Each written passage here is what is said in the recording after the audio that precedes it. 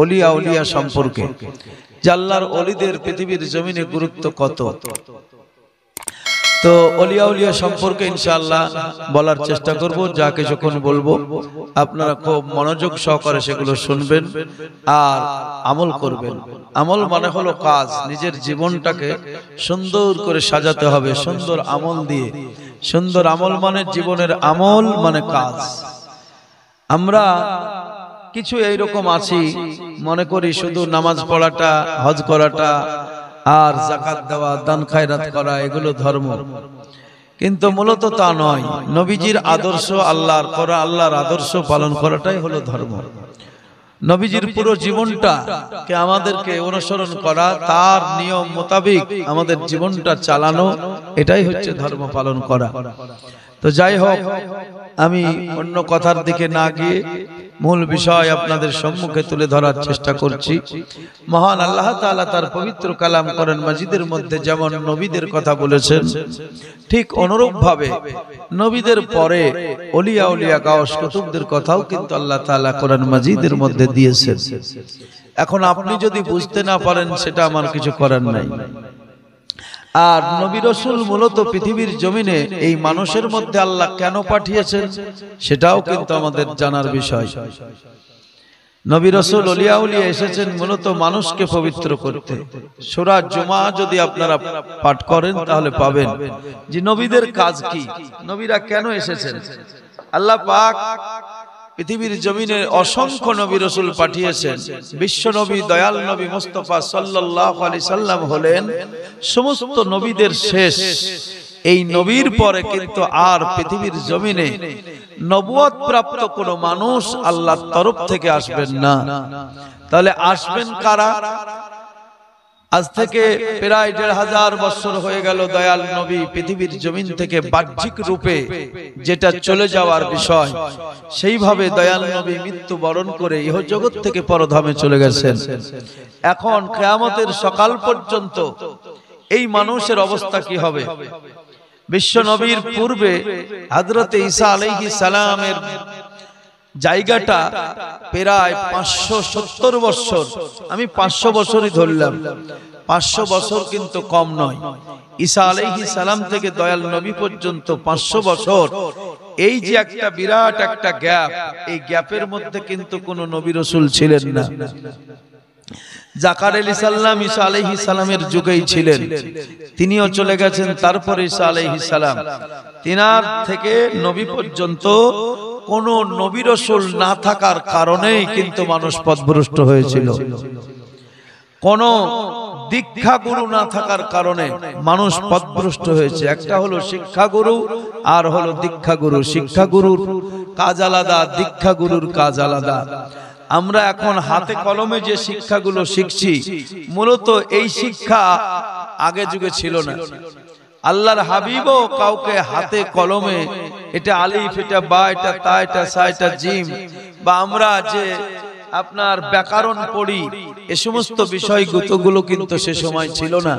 হ্যাঁ, মাদ্রাসায় যেমন মিজান, নহমির, তারপরে আরো অনেক কিছু কিতাব যেগুলো আমরা মাদ্রাসায় লেখাপড়া করি ব্যাকরণগত দিক দিয়ে আর অন্যান্য বিষয়ে, এগুলো কিন্তু এইভাবে সেই সময় ছিল না। যদি থাকতো তাহলে এই শিক্ষাটা নবীর যুগ থেকে এইভাবেই আসতো, কিন্তু সেইভাবে আসেনি।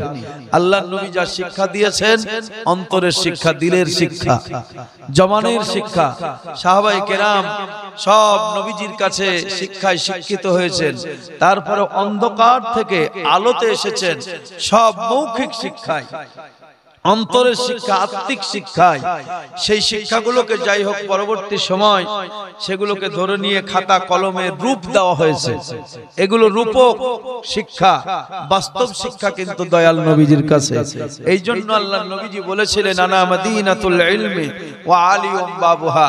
নবীজি হযরতে আলীকে আপনার জ্ঞানের দরওয়াজা কেন বললেন? নবীজি হচ্ছেন জ্ঞানের শহর আর হযরতে আলী হলেন শহরের দরওয়াজা।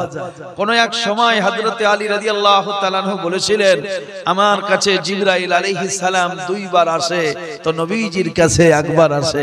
কথাটা শুনে কেমন মনে হবে না?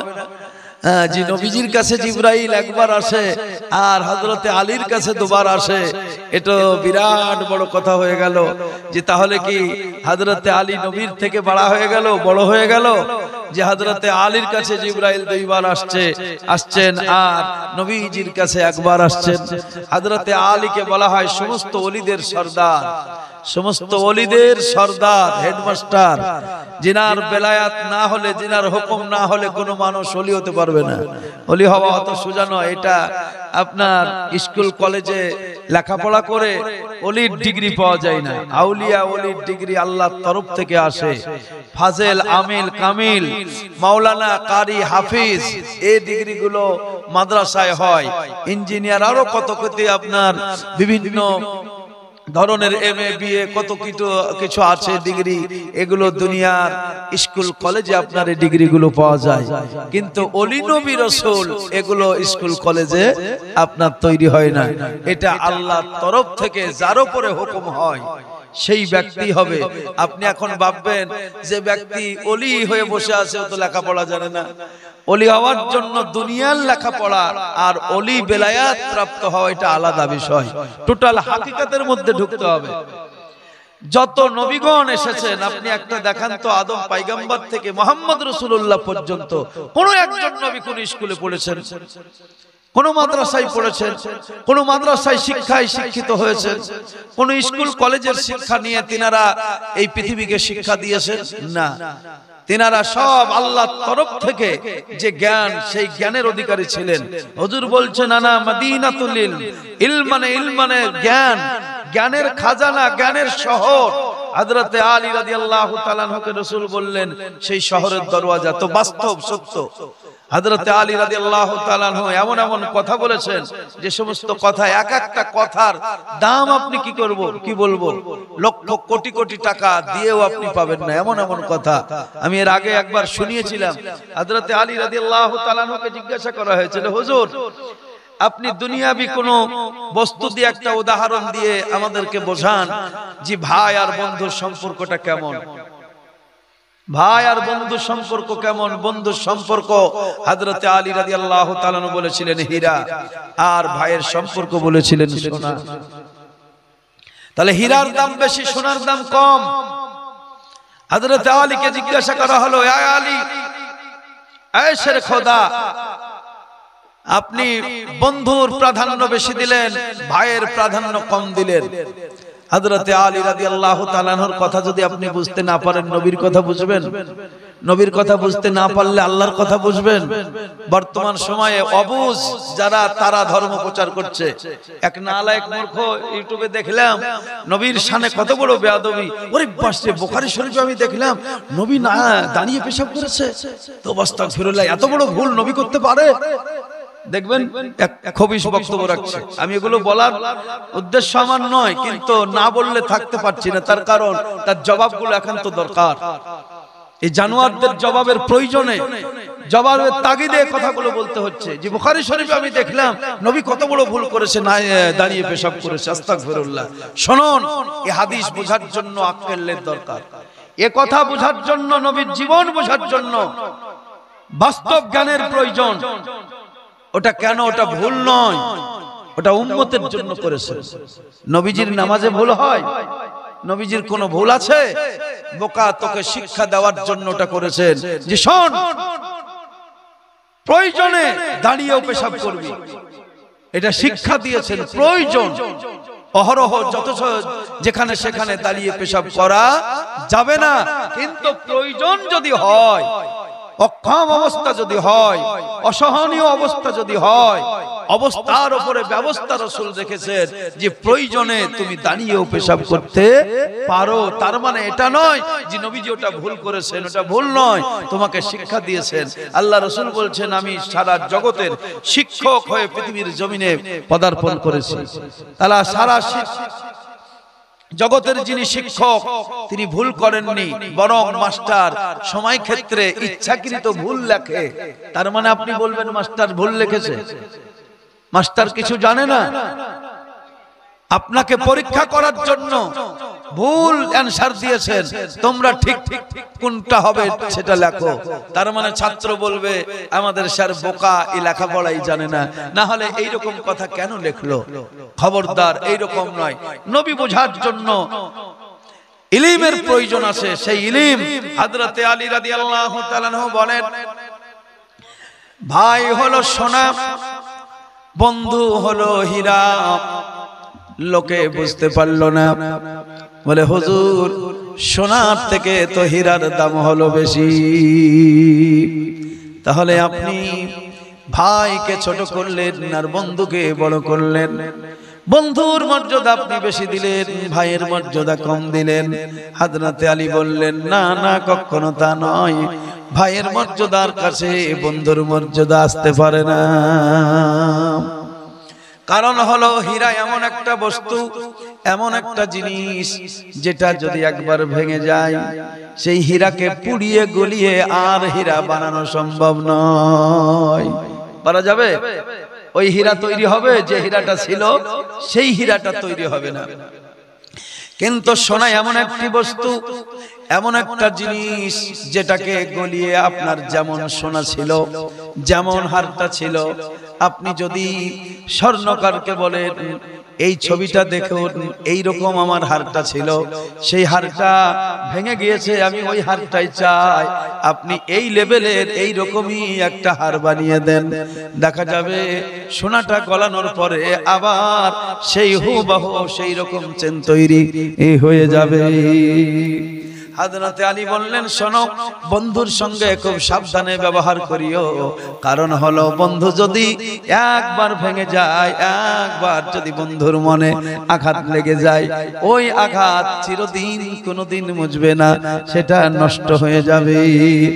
আর ভাই এমন একটা সম্পর্ক, সোনার মতো, সোনা যেমন গলিয়ে আবার তৈরি করা হয়, ভাইয়ের সঙ্গে যদি সাময়িক অমূল্য হয়ে যায়, তবুও সেই মিলটাকে আবার বন্ধনে রূপান্তরিত করে একসঙ্গে মিলামিশা করে চলবে। কিন্তু বন্ধুর সম্পর্ক একবার নষ্ট হয়ে গেলে জোড়া লাগা যায় না। এ হলো হাকিকাত, এর নাম হলো মারিফাত, এর নাম হলো বাস্তব। বাস্তব জীবনে যতক্ষণ পর্যন্ত আপনি পদার্পণ না করবেন, বাস্তবতাটা যতক্ষণ পর্যন্ত না বুঝবেন, আপনার জীবনে গাধার মতো খাটা হবে। গাধার মতো খেটে খেটে শেষের বেলায় মজুরি জিরো, মজুরি লাভদায়ক হবে না, 0 পয়েন্টে চলে আসবেন। যে সারা জীবন সারা বছর আমি খাটলাম, খাটার পরে দেখা যাচ্ছে 0, তাহলে কেমন খাটনা খাটনি। তাই বলা হয় যে বাঘের মতো খাটো, বাঘের মতো ভাবো, সিংহের মতো ভাবনা চিন্তা নাও। সিংহ সারাদিন শিকার করে না, একবার মন মতন শিকার করে সে ঘুমায়। আর গাধা সারাদিন বুঝলেন ছুটে বেড়ায়।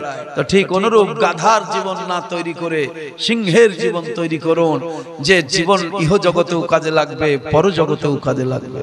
ওলিয়া উলিয়া গাওস কুতুব দরকার নাই, কে বলেছে প্রয়োজন নাই?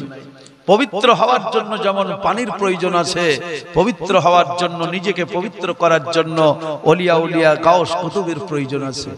নিজেকে পবিত্র করার জন্য আপনার এই বাহ্যিক রূপকে নয়, এ বাহ্যিক রূপ তো আলাদা বিষয়, আপনি হলেন আলাদা বিষয়। আপনি কে, আপনাকে চিনতে হবে, আপনাকে জানতে হবে, আপনাকে বুঝতে হবে, আপনার বিচার হবে। কোরআনে সেগুলোই বলা হয়েছে। আল্লাহ পাক বলছেন ওয়া হুসিলা মা ফিস সুদূর, সেই দিন তোমার দিল দেখা হবে, তোমার অন্তর দেখা হবে, মানেই তোমাকে দেখা হবে। তুমি পবিত্র ছিলে না অপবিত্র ছিলে, তুমি কি অবস্থায় জগৎ থেকে এসেছো। সুবহানাল্লাহ। আপনি ওলিয়া উলিয়া বলেন, আল্লাহর ওলিদের সুবহানাল্লাহ, তিনারা সামান্য একটু অন্যায়, আকাশ ছোঁয়া অন্যায় মনে করেছেন। সামান্য একটু অন্যায়, সামান্য একটু অন্যায়কে আকাশ ছোঁয়া অন্যায় মনে করেছেন। আর আমরা জীবনের বড় বড় অন্যায় করার পরেও আমরা নিজেকে সাধু প্রমাণ করি যে আমরা সাধু। আর ওলিয়া উলিয়া গাওস কুতুব, তিনাদের জীবনের মধ্যে যতক্ষণ পর্যন্ত আপনি না ঢুকবেন, আপনি নিজের জীবনকে উপলব্ধি করতে পারবেন না। ওলিয়া উলিয়ার জীবনী আপনি পড়ুন, তবে আপনি বুঝতে পারবেন একজন ওলি আল্লাহর প্রিয় মাহবুব বান্দা হওয়ার কারণে সে কত কষ্ট করেছে, আর সামান্য একটু অপরাধকে তিনারা কত বড় মর্যাদা দিয়েছে। আমরা মূলত বাস্তবে অপর ভাসি, অপর বিষয়গুলোকে আমরা বেশি প্রাধান্য দিই, বাস্তবতার দিকে আমরা এগিয়ে যাই না। হযরত আব্দুল কাদের জিলানী রাহমাতুল্লাহ আলাইহি, তিনার পিতা আবু সালেহ জঙ্গি মুসা রাহমাতুল্লাহ আলাইহি, ঘটনাটা এর আগেও আমি বলেছি, আজকেও শোনার জন্য অনুরোধ করা হয়েছে, সেই কারণে আমি বলছি। আবু সালেহ জঙ্গি মুসা রাহমাতুল্লাহ আলাইহি খোদার যন্ত্রণায়, ভোকের তাড়নায় আবু সালেহ জঙ্গি মুসা রাহমাতুল্লাহ আলাইহি কাতর অবস্থায় নদীর কিনারায় বসে বসে ভাবতেছেন। খুব গুরুত্ব সহকারে কথাগুলো নেবেন, জীবনটাকে বদলাবার জন্য ওয়াজ শুনুন, জীবনটাকে পরিবর্তন করুন। 30 পারা কোরআন মাজিদের মধ্যে কোন জায়গায় আল্লাহ পাক বলেননি ঈমানদার তোমাদের জন্য জাহান্নাম তৈরি করেছি, তোমরা জাহান্নামে যাবে, এমন কথা কোরআন মাজিদের মধ্যে কোন জায়গায় নাই। দয়াল নবীজির পবিত্র জবানেও কোন জায়গায় পাবেন না যে আল্লাহ রাব্বুল আলামিন ঈমানদার মুমিনদের জন্য জাহান্নাম বানিয়েছেন। বরং নবী বলেছেন, ও মুমিনেরা তোমরা শুনে রেখে দাও, তোমাদের জাহান্নাম নামক বস্তু কিছু যদি থাকে সেটা হলো দুনিয়া। মুমিনদের জন্য জাহান্নাম হলো এই দুনিয়া। আখিরাত, আখিরাত তো মুমিনদের জান্নাত, কবর হবে জান্নাত। মিজান পুলসিরাত, पुल से उतारो, राह गुजर को खबर ना हो, जिब्रील पर बिछाए तो उस पर को भी खबर ना हो। আল্লাহর নবী পুলসিরাত দেখে যখন কাঁদলেন, হযরতে জিবরাইল আলাইহিস সালাম এসে বললেন, ইয়া রাসূলুল্লাহ, ইয়া নবী আল্লাহ, আপনি এই পুলসিরাতের ভয়ে কেন কান্না করছেন নবী গো? কাঁদা লাগবে না, কাঁদা লাগবে না, আমি জিবরাইল এই পুলসিরাতের উপরে আমার পরগুলো বিছাইয়া দেব, আপনার উম্মতেরা আমার পরের উপর দিয়ে চলে যাবে। উম্মত হওয়া লাগবে, দাবি করা লাগবে না।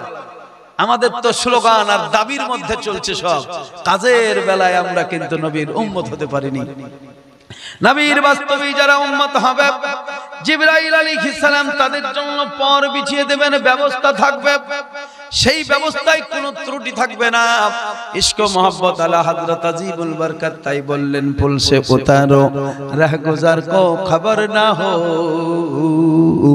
জিবরিল पर बिछाए तो उस पर को भी खबर ना हो। পুলের উপর দিয়ে নবীর উম্মত যখন চলে যাবে, জিবরাইল আলাইহিস সালাম পরগুলো বিছিয়ে রাখবেন, কিন্তু সেই পর পর্যন্ত বুঝতে পারবে না, ডানা মেলা থাকবে, ডানাও জানতে পারবে না আল্লাহর হাবিবের উম্মত গুলো কখন পার হয়ে গিয়েছে। আপনি এখন উম্মত না হয়ে মুনাফিক হয়ে মরছেন, উম্মত না হয়ে হিংসুক হয়ে মরছেন। নবীর উম্মত তো পরিষ্কার, কোরআন পরিষ্কার, নবী পরিষ্কার, আল্লাহ পরিষ্কার, পাক ও পবিত্র। তো আল্লাহর বান্দা কেমন হওয়া লাগবে? মুনাফিক হওয়া লাগবে? নবী মুনাফিক ছিলেন, নবী হিংসুক ছিলেন, নবী গাদ্দার ছিলেন, নবী ঘুষখোর ছিলেন, তাহলে নবীর উম্মত কেমন হবে? দরিয়াতে ডুব দেওয়ার পরেও যদি আপনি পবিত্রতার অর্জন না করতে পারেন, জিন্দেগি বেকার। আমার বাবা জীবন ভাইয়েরা, আদম পয়গম্বর থেকে নবী রাসূলের একটা সাগর, পৃথিবীর জমিনে এটাই হচ্ছে নূরের সাগর। নবী পর্যন্ত মনে করুন নবুয়তের সাগর বন্ধ, কিয়ামতের সকাল পর্যন্ত নবীর সেই সাগরটাই জারি থাকবে বেলায়েতের ভিতর দিয়া। আমার বাবা জীবন ভাইয়েরা আমার, যারা সেই সাগরে ডুব দিবে, সেই সাগরে পবিত্র হবে, নিজেকে পবিত্র করতে পারবে, তার জীবনে কোনো কষ্ট নাই, কষ্ট নাই। তার জন্য পৃথিবীর জমিনটাই হলো জাহান্নাম, আখিরাত মরণের পরে কবর হয়ে যাবে জান্নাত। মরণের পরে কবর থেকে তার জান্নাত শুরু হয়ে যাবে। সেই কারণে বলি, ঈমানদার মুমিনদের জন্য আল্লাহ পাক কোন এক জাহান্নাম তৈরি করেন নাই। জাহান্নাম তো হিসাব মতো নোংরা ফেলা, আবর্জনা ফেলার জন্য একটা ডাস্টবিন। ডাস্টবিনে যেমন আমরা খাদ্য খাবার ভালোগুলো কোনোদিনই ফেলি না, যেগুলো পচে যায়, নষ্ট হয়ে যায়, সেই বিষয়বস্তুগুলো আমরা ডাস্টবিনে ফেলে দিই। ঠিক অনুরূপ ভাবে মুনাফিক, বেঈমান, কাফের, দাগাবাজ, ধোঁকাবাজ, তাদের জন্য ডাস্টবিন নামক জাহান্নাম তৈরি করেছেন আল্লাহ, তোমার জান্নাতে প্রয়োজন নাই, তুমি জাহান্নামে চলে যাও। মুমিনরা ডাস্টবিনে যাওয়ার জন্য তৈরি হয়নি, এখন তার জীবনের আমল যদি খারাপ করে ফেলে তাহলে ডাস্টবিন নামক জাহান্নামে পৌঁছতে হবে। নিজেকে পবিত্র তৈরি করুন। আমার বাবা জীবন ভাইরা, আমার আল্লাহর ওলি গাউস কুতুব তিনারা সামান্য জীবনের মধ্যে সামান্য পরিমাণ, যেটাকে শরীয়তের চোখে অন্যায় বলা যায় না, অন্যায় কেউ বলতে পারবে না। আপনার মনে করুন আমাদের এই ভাগীরথী গঙ্গা নদীতে কেউ দেখবেন আপনার ডাব ফেলে দেয়, কত খাদ্য খাবার ফেলে দেয়, কত ফলমূল ফেলে দেয়, মানত করা ফল কত আপনার ফেলে দেয়। এখন সেটা মনে করুন ভেসে চলে যাচ্ছে, আপনি যদি সেটা আপনি কুড়িয়ে খান, এটা কোন শরীয়ত বলতে পারবে না হারাম খেলেন, তা কেউ বলতে পারবে না। তবে এতটুকু বলবে, বিষয়টা একটু তদন্ত করে দেখো, সেই ফলটা যদি বাস্তবেই ভালো হয় তাহলে কোনো চিন্তা নাই, আর যদি পচা গলা হয়, খারাপ হয়, সেটা তুমি খেও না। যেমন আপনার শরীয়তের বিধান মোতাবেক মাছ মরে গেলেও খাওয়া হয়, অথচ আল্লাহ পাক কোরআন মাজিদের মধ্যে বলেছেন মাইতাতা দামাল হামাল খিনজির, তোমাদের জন্য মৃত্যু জিনিস হারাম করে দিলাম, অথচ মাছ মরে গেলেও কিন্তু আমাদের শরীয়ত বলেছে খাওয়া যায়। মুরদার আল্লাহ পাক হারাম করেছেন, অথচ মাছ মরে গেলে কেন খাওয়া হয়? সেটা শরীয়তের সম্মতিক্রমে আপনার খাওয়া হয়। এবার তবুও শরীয়ত বলেছে, শোনো, যে মাছটা মরে গেছে অথচ তুমি জানো না কি কারণে মরেছে, কি অবস্থায় মরেছে, মরে দেখবা পুকুরে ভাসছে, নদীতে ভাসছে, সেই মাছটা কখনো তোমরা খেও না। তার কারণ এটা তোমার জ্ঞানের বাইরে, এমন হতে পারে বিষাক্ত জিনিস, বিষাক্ত যে মাছ, সেটা খেয়ে তোমার উপকার হবে না, ক্ষতি হবে। সেই কারণে এই মরা মাছটা খেতে নিষেধ করে দিয়েছে। কিন্তু ভেসে যাওয়া ভালো জিনিস আপনার খেতে পারেন, কোনো সন্দেহ নাই, কোনো ভয় নাই। অথচ মুসা জঙ্গি রহমাতুল্লাহ আলাইহি আপনার নদীতে ভেসে যাওয়া ফলটা ধরে খেয়ে আপনার ভেবে নিলেন আল্লাহ কত বড় অন্যায় করে ফেললাম। ভাবতে হবে, শিক্ষা গ্রহণ করতে হবে। আপনার জীবনের শিক্ষা যদি আপনি না নেন, ওয়াজ মানে হলো নসিহত, আওয়াজ মানে তো চেঁচামেচি। আওয়াজের দিকে না গিয়ে এখন বর্তমান সময়ে আওয়াজের দিকে গুরুত্ব দেওয়া হয় বেশি, ওয়াজের দিকে গুরুত্ব কম, নসিহতের দিকে গুরুত্ব কম। আল্লাহ রাব্বুল আলামিন 30 পারা কোরআন দিয়েছেন, কোরআন মাজিদের মধ্যে ভালো মন্দ সব মিশিয়ে দিয়েছেন। ফেরাউনের ঘটনা দিয়েছেন, নমরুদের ঘটনা দিয়েছেন, সাদ্দাদের ঘটনা দিয়েছেন, কারণের ঘটনা দিয়েছেন, এমনকি দয়াল নবীর চাচা আবু লাহাবের ঘটনাটা আল্লাহ দিয়ে সাজিয়ে দিয়েছেন। শুধু নবীদের ঘটনা আছে তা নয়, শুধু ভালো ভালো জিনিসের কথা আছে তা নয়, যত পৃথিবীর নোংরা থেকে নোংরা, ভালো থেকে ভালো সব বিষয় আল্লাহ কোরআনের মধ্যে ভরে দিয়েছেন। বান্দা জানো তোমাদের জীবনগুলো সুন্দর হয়ে যায়। ভাইরা বাবারা আমার, সেই কারণে বলবো কোরআন ফলো করুন, নবীজির জীবন ফলো করুন, আল্লাহর ওলিদের জীবন ফলো করুন। আল্লাহর ওলি মুসা জঙ্গি রহমাতুল্লাহ আলাইহি ফলটা খেয়ে বলছেন, আল্লাহ জীবনে কত বড় ভুল করে ফেললাম, হাসরের ময়দানে ফলের মালিক যদি আমার জন্য আবদার করে দেয়, হে মাওলাই কারীম, আমার গাছের ফল না বলে তোমার বন্ধু মুসা জঙ্গি না বলে আমার গাছের ফল খেয়েছে, আল্লাহ পাক সেই দিন তোমার দরবারে আবদার যদি জানিয়ে দেয়, আমি তাহলে সেই দিন তোমার সম্মুখে মুখ দেখাবো কেমন করে? তাহলে সামান্য একটা ফল খেয়ে আর আমরা গোটা জমির ফসল কেটে নিয়ে এসে গরুকে খাওয়া, এরকম আছে না নাই? পান্থ পড়াই নাই। আমি নাম করব না, একজন বলছে ভাই আমি কাটছি এক বোঝা, তো আরো পাশে আমি যখনই মাঠ থেকে চলে আসছি তো আমার 2 বোঝা শেষ। এইরকম লোক নাই, সব সাধু বাবা বসে আছেন, আলহামদুলিল্লাহ, কোনো চিন্তা নাই। জান্নাত তাদের জন্য অপেক্ষা করছে, কি গো, এদের জন্য জান্নাত অপেক্ষা করছে। পরে আমি ওটাকে হারাম তো বটেই, কিন্তু সব থেকে বড় হারাম হলো এটা যে পরের জমির ফসল খাইয়ে, সেই ফসল খেয়ে আপনি রক্ত তৈরি করে সন্তান জন্ম দিলেন, এটা হালালি হলো না হারামি হলো? সন্তান কিসে থেকে হয়? কিসে থেকে হয়? গাছ থেকে পড়ে? কিসে থেকে হয় গো? আল্লাহ পাক বলছেন ফালইয়ানজুরিল ইনসানু মিম্মা খুলিকা মিম্মা ইনদাফিক ইয়াখরুজু মিন বাইনিস সুলবি ওয়াত তারাইব। আকাশ থেকে পড়ে না, আকাশ থেকে হয় না, কিসে থেকে হয়?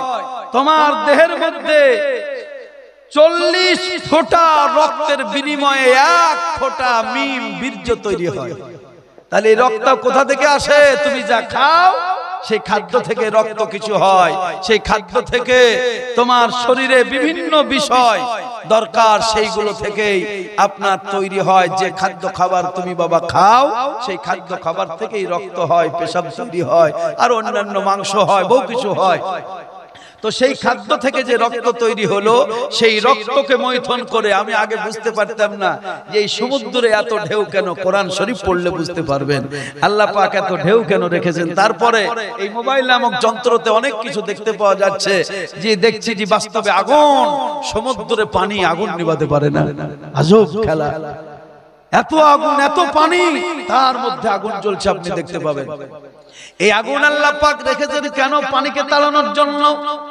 পানি যদি না তাড়ে, না দড়ে, পানি যদি ঢেউ না খেলে, তাহলে বাতাসও তৈরি হবে না। তারপরে মনে করুন বালি তৈরি হবে না, মাটি তৈরি হবে না। সাগরের, সমুদ্রের ঢেউের মাধ্যমে বালি তৈরি হয়, পাথর তৈরি হয়, আগুন থেকে পাথর তৈরি হয়, বিভিন্ন বিষয় তৈরি করছেন আল্লাহ পাক সব মানুষের জন্য। ঠিক অনুরূপ ভাবে আপনার আমার দেহের মধ্যে যে খাদ্য খাবার খেলাম, সেই খাদ্য খাবারের মধ্যে থেকেই যে রক্ত তৈরি হলো, ওই রক্তের মধ্যে যখন জোয়ার চলে আসে, তখন ওই মিম নামক বস্তু আপনার বীর্য তৈরি হয়ে যায়। আল্লাহ পাক বলেন মার বাপের সমন্বয় থেকে 1 ফোঁটা মায়ের আর 1 ফোঁটা বাপের, এই 2 ফোঁটা বীর্য দিয়া, 2 ফোঁটা পানি দিয়ে তোমার দেহ তৈরি করেছি। এখন আপনি বলুন, আপনি যে পরের মাল হারাম খেয়ে রক্ত তৈরি করলেন, আর সেই রক্তে আপনি মিম তৈরি করলেন, সেই মিমটাই হলো আপনার সন্তান। আপনার হালালি হলো না হারামি হলো, আপনি বিচার করুন। ওয়াজ শুধু সারা জীবন শুনলে হবে না, শুনে চলে গেলাম আর আমলের বেলায় কিচ্ছু নাই। আমলটাকে বুঝে নিয়েছি, পাগড়ি টুপি, আমরা বলেছি পাগড়ি টুপি জুব্বা, আর কিছু মানুষ মনে করেছি মসজিদের নামাজ, এটাই হলো আমল। বাদ বাকি যা খুশি তাই করো, কোনো চিন্তা নাই। কোরআন পড়ো, আমল করো।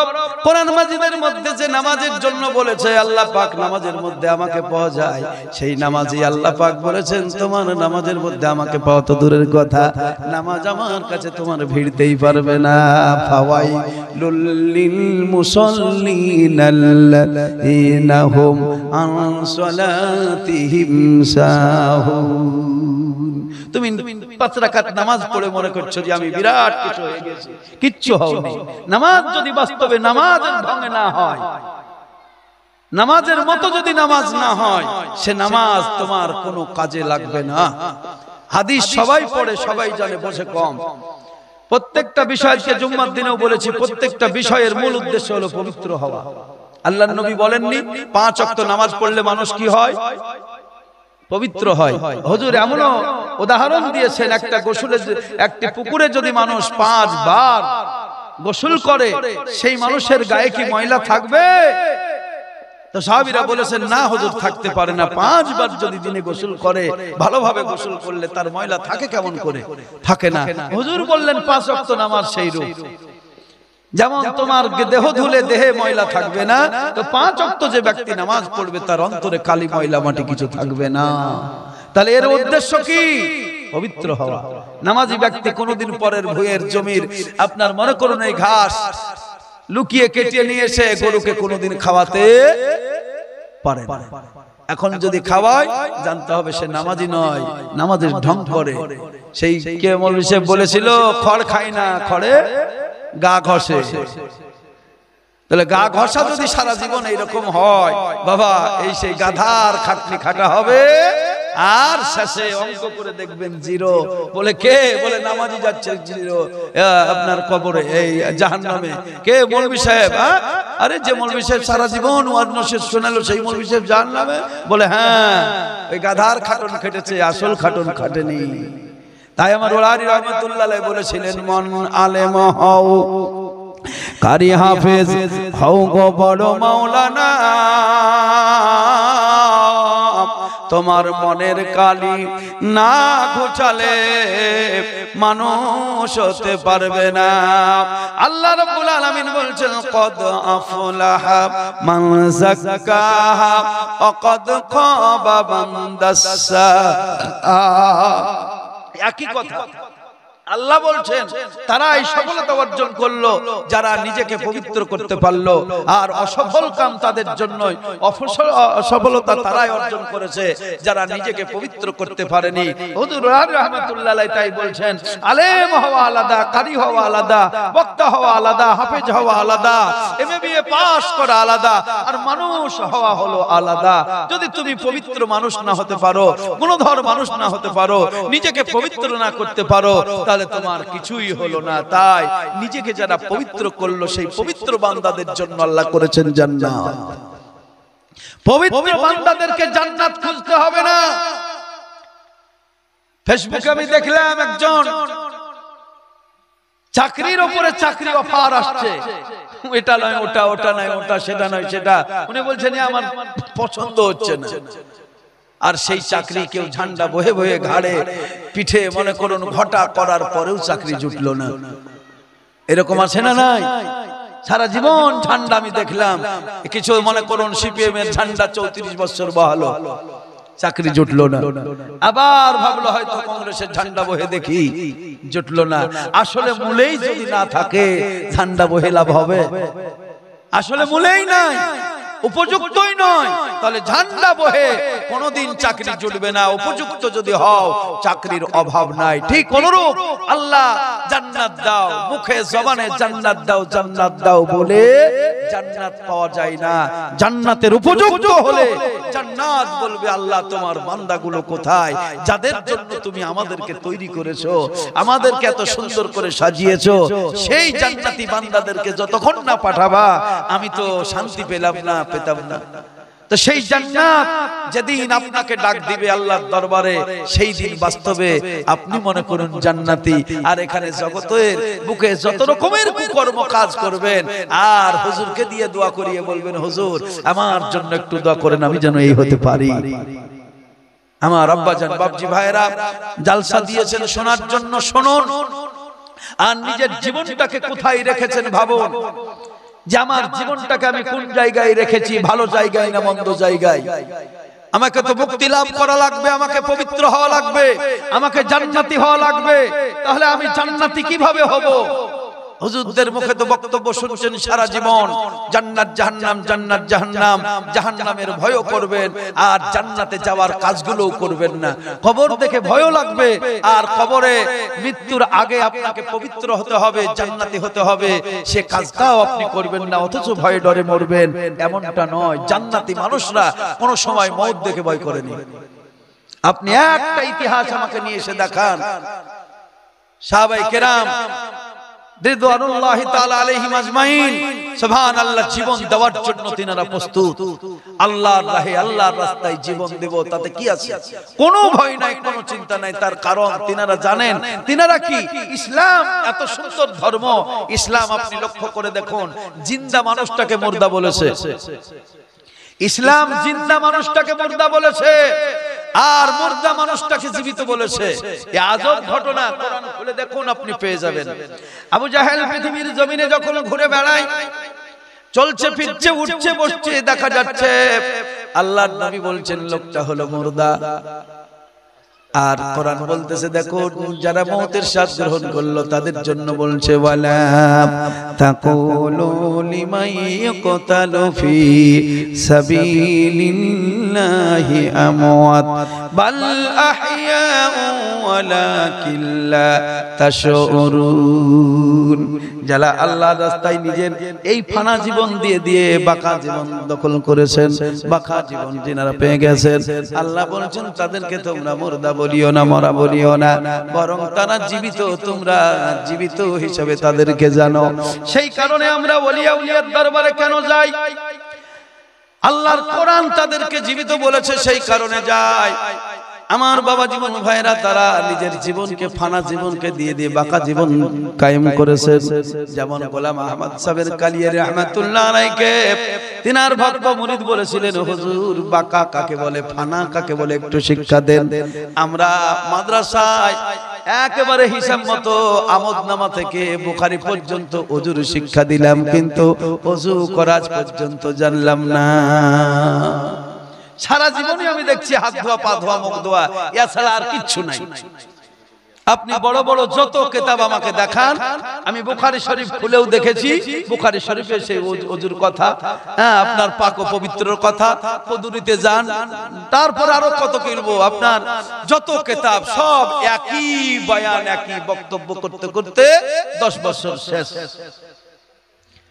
অথচ এই ওযুর পবিত্রতা এর হাকিকতটা কি এটা কিন্তু বাস্তবে বোঝানো হলো না। এই বাস্তবে বোঝানো না হওয়ার কারণে আমরা কিন্তু সেই একঘেয়ামো একটা জায়গায় পড়ে থাকলাম। ভাইরা আমার, বাবারা আমার, ফানা বাঁকা এগুলো শিক্ষার প্রয়োজন আছে, ওযুর হাকিকতের বিষয়গুলো শিক্ষার প্রয়োজন আছে, নামাজের হাকিকতের বিষয়গুলো শিক্ষার প্রয়োজন আছে, হজের মূল বিষয়টাকে প্রয়োজন আছে, এইভাবে রোজারও হাকিকত আছে। হাকিকত বিষয়গুলো কিন্তু বাস্তবে জানানো হয় না। সেই কারণে একদিকে আমরা মনে করুন শিক্ষিত হই, অপর দিকটা মরে যায়। আজ গোলাম আহমদ সাহেবের কালিয়ারি রহমাতুল্লাহ আলাইহি তিনার মুরিদ ভক্ত বলছেন, হুজুর ফানা কি জিনিস, কুল্লু মান আলাইহা ফান, কোরআন মাজিদের কথা। ফানা একটু আপনারা এগিয়ে আসুন, একটু সম্মুখে এগিয়ে আসুন, আর সাইড দিয়ে একটু জায়গা রাখুন।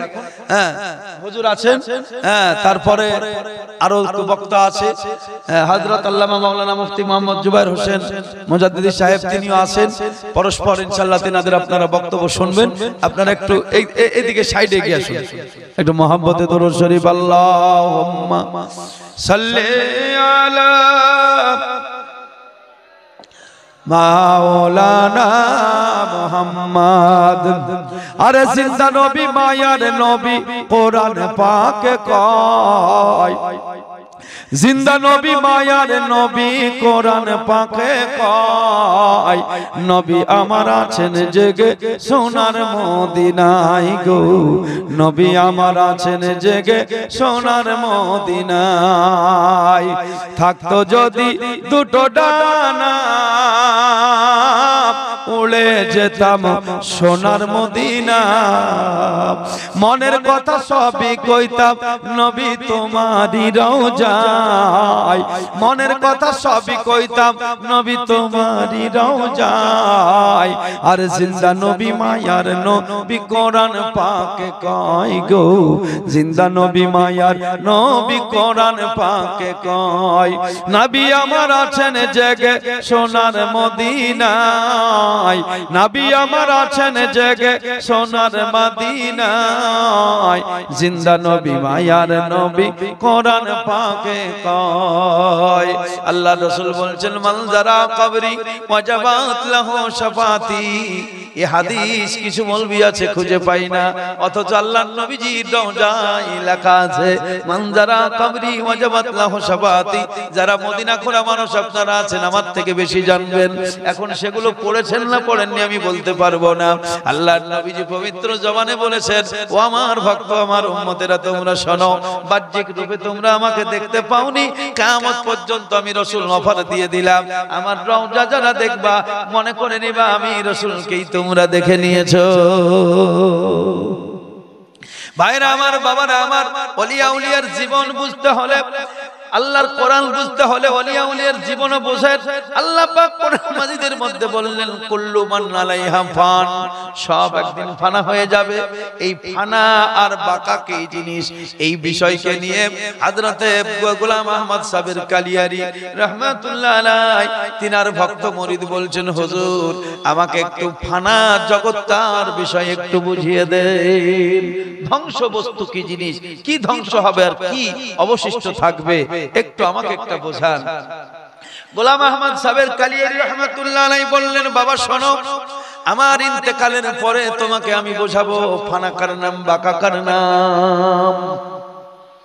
ফানা কার নাম, বাঁকা কার নাম ইন্তেকালের পরে বোঝাবো। বাবার এটা বড় আশ্চর্যের বিষয়, মানুষ মরে গেলে তো তার কিছুই থাকলো না। ওরে বন্ধু শোনো, তোমার দেহই তো যখন থাকবে না তোমার কি থাকবে? তুমি যদি বাস্তবেই সত্যি কাজ করে যাও তার মূল্য তুমি কবরেও পাবা, কোনো চিন্তা নাই। হযরত গোলাম আহমদ সাহেবের কালিয়ারী রাহমাতুল্লাহ আলাইহি বললেন, শোন, আমার ইন্তেকালের পরে আমি তোকে এটা বোঝাবো ফানা কি জিনিস আর বাঁকা কি জিনিস, অবশিষ্ট কি থাকে আর কোনটা ধ্বংস হয়ে যায়। তো হুজুর ঠিক আছে। উনি আবার কোন এক সময় ভক্ত মুরিদকে বললেন, শোনো, আমি যেদিন ইন্তেকাল করব, দেহ যেদিন ত্যাগ করব, আমার দেহটাকে তোমরা গোসল দিয়া কাফন পরায়া জানাজার জন্য তোমরা রেডি করবা, কিন্তু ইমামতির জায়গা ফাঁকা রাখবা, ইমামতি কেউ তোমরা করবা না। ঠিক সময় হয়ে গেলে ইমাম এসে নামাজ পড়িয়ে দিয়ে চলে যাবে, তোমাদের সঙ্গে কারো সঙ্গে কোনো কথা বলবে না, কোনো আলাপ আলোচনা কিচ্ছু হবে না। সে নিজেকে চেহারা রূপকে ঢেকে পর্দা করে আসবে, ইমামের জায়গায় দাঁড়াবে, ইমামতি করে চলে যাবে, তোমরা কেউ কিছু বলিও না। বাবারা ভাইরা আমার, ঠিক একদিন দেখা গেল কোনো এক সময় গোলাম আহমদ সাহেবের কালিয়ারী রাহমাতুল্লাহ আলাইহি ইন্তেকাল করেছেন। ইন্তেকাল করার চারিদিকে আপনার এলান হয়ে গেল, আজকে হুজুর ইন্তেকাল করেছেন। ভক্ত মুরিদ থেকে আরো যত আপনার মনে করুন চাহনেওয়ালা ছিল তারা এসে হাজির হয়েছে। এখন আপনার কাফন দাফন করার জন্য লাশ রেডি করা হলো, কিন্তু ইমাম আর নাই।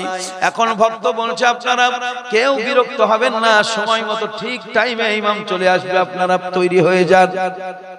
জামাতের জন্য মনে করুন জানাজার জন্য সবাই রেডি হয়ে গেছে, ইমামের জায়গা এখন খালি। এখন সময় দেখা যায় একজন ভদ্রলোক ঘোড়ায় চেপে আসলেন, আসার পরে সঙ্গে সঙ্গে ইমামতির জায়গায় দাঁড়িয়ে গেলেন। আল্লাহু আকবার শুরু হয়ে গেল। ভক্ত মুরিদ যে যিনি পিছনে ছিলেন তিনি বলছেন, আল্লাহ, এই আওয়াজ কার?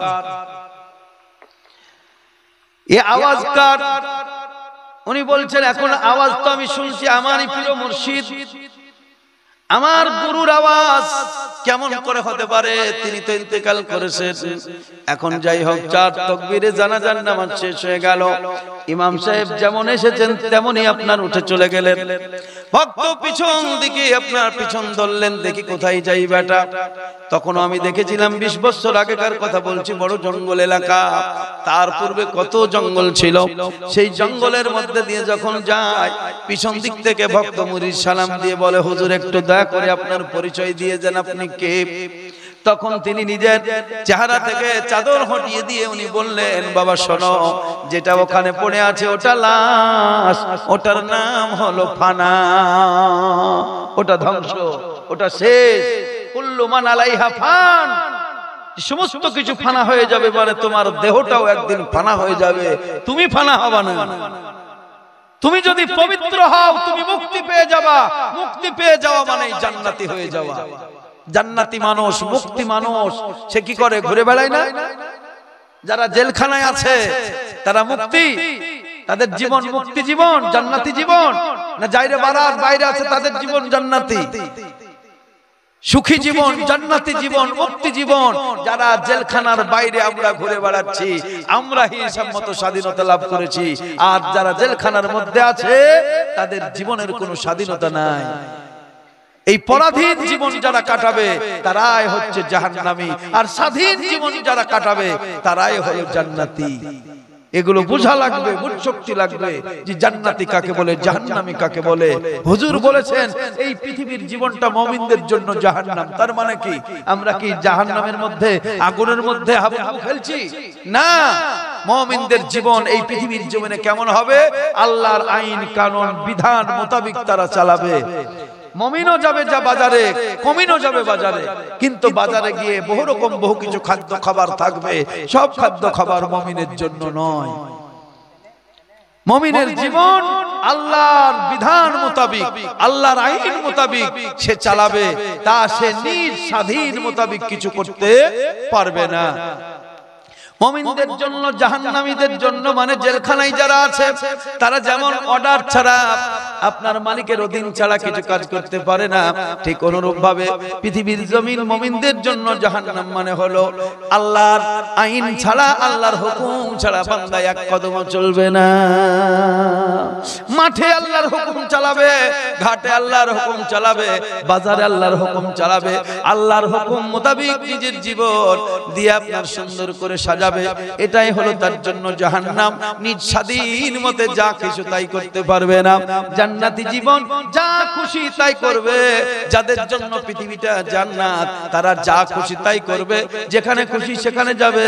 কিন্তু মুমিন বান্দারা কোনো সময় নিজের জীবনকে নিজের মতো করে চালাবে না। মুমিন বান্দাদের জাহান্নাম মানে হলো আল্লাহর বিধান অনুযায়ী তারা নিজের জীবনকে চালিয়ে ইহজগতের জীবনকে ইহজগতে রেখে দিয়ে পরজগতের বাসিন্দা হয়ে যাবে। আল্লাহর রাসূল সেই কারণে বললেন, মুমিন তোমাদের জান্নাত হলো যে কবর। কবর যেমন জাহান্নাম, কবর তেমন জান্নাত। এটাও আপনাকে ভাবতে হবে। আমি শুধু জাহান্নামেরই ভয় করব কেন? আমি যদি জাহান্নামের কাজ না করি, আল্লাহ কি আমাকে ধরে জাহান্নামে ফেলবে? আর আমাকে কি জাহান্নামের জন্যই তৈরি করেছে? কখনো নয়। আল্লাহ পাক মানুষকে এত সুন্দর করে তৈরি করেছে। কোরআন মাজিদ আপনি তেলাওয়াত করুন আর পড়ুন আর বুঝুন, এই জান্নাত মানুষকে আল্লাহ পাক কোন স্থানে রেখেছে, কোন জায়গায় রেখেছেন। এখন যদি আপনি মানুষ না হয়ে অমানুষ হন, তাহলে তো আসফালা সাফিলিন হয়ে গেলেন, আল্লাহর সৃষ্টি জগতের মধ্যে সবথেকে নিকৃষ্ট বস্তু হয়ে গেলেন। সেই নিকৃষ্ট বস্তু হয়ে যদি আপনি কবরে যান, আপনি এটা নিজেই বিচার করতে পারবেন আমার অবস্থাটা কি হবে। সেই কারণে বলবো বাবারা, ভাইরা আমার, ওলিয়া উলিয়া জীবন, ওলিয়া উলিয়া গাওস কুতুব, তিনারাও পৃথিবীর জমিনে নিজের জীবন পরিচালনা করেছেন, তিনারাও সাংসারিক জীবন পালন করেছেন। কিন্তু এই সাংসারিক জীবনে সুবহানাল্লাহ তিনারা অন্যায় করে নিজের আখিরাতকে নষ্ট করেন নাই। তিনারা নিজের জীবনকে সুন্দর করে সাজিয়েছেন। সামান্য একটা ফল, যে কথাটা আপনাদেরকে বলতেছিলাম, বড় পীর আব্দুল কাদের জিলানী রাহমাতুল্লাহ আলাইহি, সুবহানাল্লাহ, মুসা জঙ্গি রাহমাতুল্লাহ আলাইহি, সামান্য একটা আপেল ফল, পানিতে ভেসে যাওয়া ফলটাকে খাওয়ার পরে নিজেকে কত বড় অপরাধী মনে করেছেন। এটা আপনি ভাবুন আগে, যে নিজেকে কত বড় অপরাধী মনে করেছেন। বাবা ফরিদউদ্দিন রাহমাতুল্লাহ আলাইহি এক কাক এসে যখন ওনাকে বললেন যে হুজুর কিছু খাবার হবে আপনার কাছে, তো উনি বললেন আমার দেহে যত মাংস আছে সব দিয়ে দিলাম, যা দান করে দিলাম, খেয়ে নে। তো তার দেহে মাথা থেকে পা পর্যন্ত মনে করুন ঠোকর দিয়ে কোনো জায়গায় এক টুকরো মাংস পেল না। না খেয়ে খেয়ে শরীরকে শেষ করে ফেলেছেন, আল্লাহর জিকির আজকারেই ব্যস্ত বাবা ফরিদউদ্দিন রাহমাতুল্লাহ আলাইহি। তো কাকটা কিনারায় বসে বলছেন, হুজুর আপনি বড় ফাঁকিবাজ, আপনি বড় ধোঁকাবাজ, আপনার মতো চালাক চতুর মানুষ বহু কম। বলে কেন? যদি আপনার দেহে মাংস থাকতো আপনি দিতেন না, আপনি বড় কৃপণ লোক, এই নাই বলে আমারে দান করেছেন বুঝি। আপনি বড় অন্যায় করলেন আমাকে ধোঁকা দিয়ে, এই অন্যায়ের মাসুল আপনাকে গুনতে হবে আখিরাতের ময়দানে। বাবা ফরিদউদ্দিন রাহমাতুল্লাহ আলাইহি বললেন, আল্লাহ আমি বড় অন্যায় করেছি, বড় অন্যায় করেছি, বড় ভুল করেছি। কাকরে শোন, আমি ফরিদকে যদি তুই এখন আখিরাতের ময়দানে মাহবুদের দরবারে যদি আমার জন্য তুই সুপারিশ করিস, সেই দিন লক্ষ কোটি জনতার ভিড়ে আমি বড় অপমান হয়ে যাব। নবী রাসূল ওলিয়া উলিয়া গাওস কুতুবের সম্মুখে আমার বিচার হবে। সেই দিন আমি নবীজির সম্মুখে মুখ দেখাতে পারবো না। এত বছর না খেয়ে ইবাদত করার পরেও আমার গাধার খাটনি হবে, আমার জিরো হয়ে যাবে। ও কাক, আমাকে আমি যে তোকে ধোঁকা দিয়েছি সেই সুবাদে আমার দুটো চোখ আছে, একটা চোখ তোকে দান করে দিলাম, তুই খেয়ে নে। নেওয়ার পরে এই অপরাধ আমাকে ক্ষমা করে দে। মুখের কথা নয় গো জাদু, খোদার পথে চলা, কান করে শুন ছুট দিয়ে আয়, ডাকছেন কামলিওয়ালা। জান্নাত তোমাকে ডাকতেছে বন্ধু, জান্নাত পবিত্র জায়গা, তোমাকে পবিত্র হওয়া ফরজ। তুমি যদি পবিত্র না হয়ে মরো তাহলে জান্নাতের তুমি আশা করিও না। ভয় করিলা জাহান নামে, আরে আগুন ডরাই আমার নবীর নামে, আর তাই রব না, গেং দিতে হবে না তো, তাই রব না নিরাধামে, আগুন হবে ফুল। আল্লাহর হাবিব দয়াল নবী গো মুহাম্মদ রাসূল, জান্নাতের ওই হর পরি আর নিবে মোদের বরণ করি, জান্নাতের ওই হর পরি আর নিবে মোদের বরণ করি, গলায় দিবে ফুল। আল্লাহর হাবিব দয়াল নবী গো মুহাম্মদ রাসূল, আল্লাহর হাবিব নূরের নবী গো মুহাম্মদ রাসূল, তার প্রেমেতে পরাণ মোদের রয় যেন মাশগুল। নবী আমার পাকা কান্ডারি আর শক্ত হাতে ধরবেন তরি, তাই তো বসে আরাম করি, তাই তো বসে আরাম করি, পাব নদীর কুল। আল্লাহর হাবিব নূরের নবী গো মুহাম্মদ রাসূল। কিয়ামতের মাঠে সবারই কষ্ট হবে না। ও আজান হচ্ছে, আজানটা হয়ে যায়, বসুন।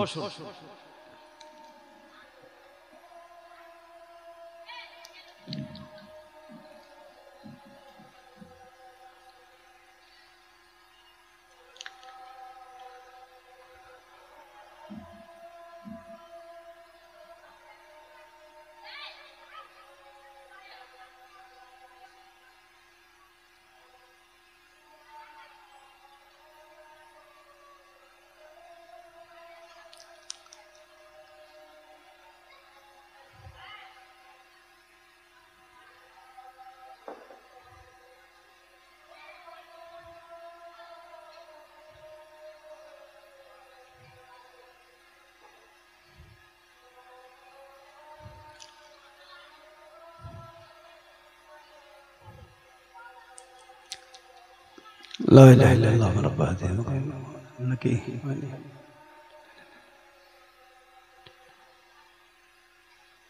الله رب العالمين أرجوكنا شفاعة لا إله إلا الله محمد صلى الله صل على سيدنا مولانا محمد وعلى آله سيدنا مولانا محمد صلى الله عليه وسلم। হুজুর আছেন বসে, গুরুজন ব্যক্তি, অসুবিধা নাই, ভুল হলে তবুও ভয় নাই, তার কারণ গুরুজন যেখানে থাকে সেখানে বলতে আরো সাহসী লাগে, অসুবিধা নেই। কিয়ামতের মাঠে যে আমি কথাটা বললাম সবার কষ্ট হবে না, এটা কোরআন থেকে, আমার কথা নয়। একটি আয়াত আছে, এই আয়াতের এখন বলতে পারবো না, অনেকেই ভুল ব্যাখ্যা করে। ইয়াউমা ইয়াফিরুল মারউ মিন আখিহি ওয়া উম্মিহি ওয়া আবিহি ওয়া সাহিবাতিহি ওয়া বানি। এটা কিন্তু সকল ক্ষেত্রে সকলের জন্য আয়াত নয়, এটা কাফের মুশরিক বেদিন তাদের জন্য। ইয়াউমা ইয়াফিরুল মারউ মিন আখিহি ওয়া উম্মিহি ওয়া আবিহি, সেই দিন তোমার ভাই বোন আত্মীয় স্বজন কেউ কোনো কাজে লাগবে না। আচ্ছা একটা কথা আপনি বলুন তো, যদি মা বাপ কাজে না লাগে, মা বাপের খিদমত করে কোনো লাভ হবে? কাজেই তো লাগবে না। গুরুজনের খিদমত করে কেউ করবে যদি কাজে না লাগে? আপনারা যে আলেম মৌলবীকে এত শ্রদ্ধা ভক্তি করেন, যদি কিয়ামতের মাঠে ও কাজেই না লাগে, আপনার বিপদের সময় যদি কাজেই না লাগে, আপনি তার খিদমত কেন করবেন? এটা তো যুক্তিসঙ্গত কথা, কি গো? বলে সেই দিন তোমার আমল, বোকা তুমি আমল এখনো বোঝোই না। আমল মানে তুমি শুধু ভেবে নিয়েছো যে তাসবিহ গুনাহ সুবহানাল্লাহ আলহামদুলিল্লাহ লা ইলাহা ইল্লাল্লাহ। আরে জীবনে একবার কালেমা পড়ে নিয়েছি, বারবার যত পারবেন পড়বেন, সেটা সব হবে, না পড়লে কোনো গুনাহ নাই।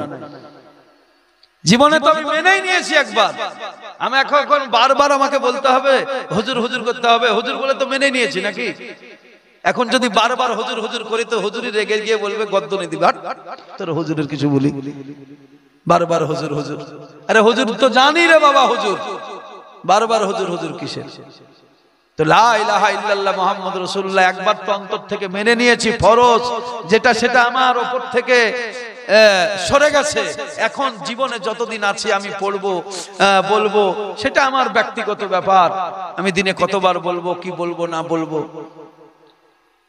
এটা আপনার নফল ইবাদতে গণ্য হবে, কিন্তু আপনার উপরে আর ফরজ নাই, আমাদের আর ফরজ নাই যেটা আমাকে বারবার বলতেই হবে। আমি একবার আল্লাহকে মেনে নিয়েছি, তাই রাসূল বলেছেন যে জীবনে একবার আল্লাহকে মেনে নিয়েছে, নবীকে মেনে নিয়েছে, তার জান্নাতের গ্যারান্টি আল্লাহ রাসূল দিয়েছেন। কিন্তু জীবনে যে পাপ করবে, পাপের কারণে কিন্তু জাহান্নামে যাবে। ইয়াউমা ইয়াফিরুল মারউ মিন আখিহি ওয়া উম্মিহি ওয়া আবিহি ওয়া সাহিবাতিহি, এই আয়াতগুলো যে সূরার, সেই সূরাতে আপনার আরো অনেক কথা লেখা আছে। সেই দিন মুমিন মুসলমান যারা হবে, পবিত্র বান্দা হবে, তাদের চেহারায় এক ধরনের হাসি থাকবে। আল্লাহ পাক কিয়ামতের কথা বলতে গিয়ে বিভিন্ন জায়গায় বিভিন্ন ভাবে কিয়ামতের কথা আলোচনা করেছেন। একটা সূরা দিয়েছেন কারিয়া, আল কারিয়াতু মাল কারিয়া ওয়া মা আদরাকা মাল কারিয়া ইয়াউমা ইয়াকুনুন নাসু কাল ফারাশিল মাবসুস ওয়া তাকুনুল জিবালু কালহিনিল মানফুস ফাআম্মা মান সাকুলাত মাওয়াজিনুহু ফাহুয়া ফি শাতির রাদিয়া ওয়া আম্মা মান খাফফাত মাওয়াজিনুহু ফাউম্মুহু হাবিয়া ওয়া মা আদরাকা আল্লাহ পাক যেমন বলেছেন কিয়ামতের দিন অবস্থা কি হবে, মানুষ পঙ্গপালের ন্যায় ছুটাছুটি করবে, তারপরে পাথরের পাহাড়গুলোর অবস্থা হবে চূর্ণ বিচূর্ণ হয়ে তোলার মতো আকাশে বাতাসে আপনার উঠতে থাকবে। কিন্তু আল্লাহ পাক তারপরেই বলেছেন যাদের জীবনের আমলনামা হবে ভারী, তাদের কোনো চিন্তা থাকবে না, যাদের আমল সঠিক হবে। ওয়া আম্মা মান সাকুলাত মাওয়াজিনহু ফাহুয়া ফি ইশাতির রাদিয়া। তাহলে এক ধরনের পাইকারি ওয়াজ করলে হবে না জি, সেই দিন সবাই নফসি নফসি করে বেড়াবে। কিছু আলেম বলছে আদম নবী নফসি নফসি, মুসা নবী নফসি নফসি। এই নফসি নফসির ওজন জানতে হবে আগে। ইব্রাহিম নবী নফসি নফসি, দাউদ নবী নফসি নফসি। পাইকারি হারে ওয়াজ করলে হবে না। ও নফসি নফসি আলাদা নফসি নফসি, কোনো গুনহার জন্য নফসি নফসি নয়, এমনি নফসি নফসি আল্লাহ। তার কারণ তাদের দ্বারাতে কিছু না কিছু একটু ত্রুটি হয়েছে, সেই ত্রুটির কথা আমাদের বলা উচিত হবে না। নবীগণ নিষ্পাপ, তারা যিনারা নিষ্পাপ তাদের আবার কোনো বিষয় আছে? তবুও তিনারা নফসি নফসি করবেন আল্লাহ পাকের দরবারে। হযরত আদম বলবেন আমাকে লজ্জা লাগবে, মুসা নবী বলবেন আমাকে লজ্জা লাগছে, দাউদ নবী বলবেন আমাকে লজ্জা লাগছে, ইব্রাহিম নবী বলবেন আমাকে লজ্জা লাগে, ঈসা নবী বলবেন আমারে লজ্জা লাগে। আল্লাহর সম্মুখে আমি সরাসরি এখন দণ্ডায়মান হতে পারবো না। জিনার জীবনে কোনো ত্রুটি নাই, সেই সাইয়্যিদুল মুরসালিনকে সবাই ভেরে দিবেন, হুজুর আপনি ছাড়া কেউ হবে না, আপনি যান। তাই নবীজি রাহমাতুল লিল আলামিন, তিনাকে বলা হয়েছে শাফিউল মুযনাবিন, গুনাহগারদের সুপারিশকারী নবী, দয়াল নবী। আল্লাহকে বলবেন আল্লাহ আমার যারা গুনাহগার উম্মত তাদেরকে তুমি ক্ষমা করে দাও। এই শাফাআতে কুবরা, প্রথম শাফাআত আল্লাহর কাছ থেকে অর্ডার যখন নবী পাশ করে নেবেন, তখন তারপরে যত নবী ওলি গাউস কুতুব সবাই আপন আপন পবিত্র বান্দারা সুপারিশ করবেন। নাপাক বান্দাদের জন্য জাহান্নাম। আমার বাবা জীবন ভাইরা খুব গুরুত্ব আকারে, সেই কারণে প্রত্যেকটা ধর্ম বলেছে, প্রতিটা ধর্ম বলেছে সৎসঙ্গ। সৎসঙ্গ কোরআনও বলছে আইয়ুহাল্লাযীনা আমানুত্তাকুল্লাহা ওয়া কুনু মা'আস সাদিকিন। কোরআন বলেছে হে বিশ্বাসী বান্দাগণ, পরহেজগারি ইখতিয়ার করো বা আল্লাহকে ভয় করো আর সৎসঙ্গ লাভ করো। যারা পবিত্র আত্মা, যে আত্মা পবিত্র সেই আত্মার সঙ্গে তুমি সম্পর্ক তৈরি করো। তুমি সেই আত্মা যদি নাও হতে পারো, তার সঙ্গে সম্পর্ক তৈরি করো। তাহলে কি হবে? যেমন উদাহরণস্বরূপ একটা কাঠ নদীতে ভাসছে, লোহা ডুববে। লোহা যদি কাঠের সাথে সম্পর্ক গড়ে নেয়, সেও কিন্তু ভাসার ক্ষমতা রাখে। ঠিক অনুরূপ পবিত্র আত্মার সাথে যদি আপনার সম্পর্ক থাকে, আপনিও কিন্তু পবিত্র হয়ে যাবেন। একটা লোহার মধ্যে আগুনের মধ্যে লোহা যদি ভরে দেওয়া হয়, সেও কিছুক্ষণ পরে আগুন হয়ে যায়। ঠিক অনুরূপ আল্লাহ পাক বলেছেন, ওরে আমার বান্দারা, আমার নবী রাসূল ওলিয়া আউলিয়া আমার বন্ধু স্বরূপ যাদেরকে আমি জগতের বুকে পাঠালাম তাদের সাথে তোরা সম্পর্ক ঠিক রাখ, তারাই হচ্ছে মূলত আমার বান্দা। আমার বান্দা বলতে কি, সারা জগতই আল্লাহর গোলাম, কিন্তু তার মধ্যে আল্লাহ বলেছেন ফাদখুলি ফি ইবাদি, আমার বান্দা বলে আল্লাহ গ্রহণ করেছেন। তাহলে আমার বান্দা বলে যাদেরকে গ্রহণ করেছেন সেই বান্দাদের সঙ্গ যদি আমরা লাভ করি তবেই কিন্তু আমরা পবিত্র হতে পারবো। নচেত আমরা এই জীবনে যদি অপবিত্র হয়ে কবরে আমরা যাই তাহলে কিন্তু আমরা আমাদের জীবন অপবিত্রই গেল। সেই কারণে বলবো আমার বাবা জীবন ভাইয়েরা, আমার ওয়াজ নসিহত শুনুন, আর ওয়াজ নসিহত শুনে নিজের জীবনটাকে সেই মোতাবিক আপনি সাজান। আপনাকে খেতে বাধা নাই, পড়তে বাধা নাই, সব নবী জগতের বুকে এসে খেয়েছেন, না খেয়ে এক নবীও যায়নি, গিয়েছেন? কোন নবীটা না খেয়ে গিয়েছেন একটা দেখান তো। আদম পয়গম্বর থেকে দয়াল নবী পর্যন্ত পৃথিবীর জমিনে ওনারা না খেয়ে জীবন কাটিয়েছেন ফেরেশতাদের মতো। ফেরেশতাদের খাওয়া লাগে না, পড়া লাগে না, হ্যাঁ, বিবি নাই, বাচ্চা নাই, ঘুম নাই, আরাম নাই, নিদ্রা নাই, তন্দ্রা নাই, কিচ্ছু নাই।